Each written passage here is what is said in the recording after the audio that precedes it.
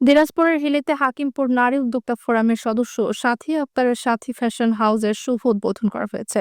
পৌরসভার মহিলা কলেজ এলাকায় মাদ্রাসা মার্কেটে সাথী ফ্যাশন উদ্বোধন।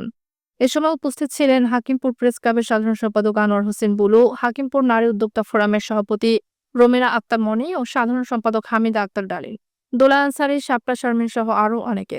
নারী উদ্যোক্তা ফোরামের সভাপতি রোমানা আক্তার মনি বলেন, আমরা আজকে আমাদের সদস্য সাথী ফ্যাশন উদ্বোধন করার জন্য এসেছি।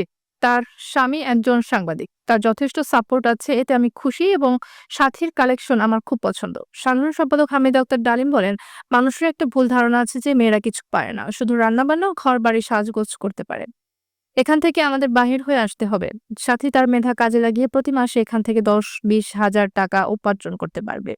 সাথী আক্তার বলেন, আমি নারী উদ্যোক্তা ফোরামের একজন সদস্য। এটা আমার একটা স্বপ্ন ছিল যে আমি একদিন একটা কাপড়ের শোরুমের মালিক হব। আজ সেই স্বপ্ন পূরণ করতে আমরা ছোট্ট পরিসরের শোরুম উদ্বোধন করেছি। আমি নারী, পুরুষ ও বেবিদের কিছু কালেকশন নিয়ে যাত্রা শুরু করলাম। আমার স্বামীর যেহেতু সাপোর্ট আছে, আমি সামনে এগিয়ে যেতে পারবো ইনশাল্লাহ।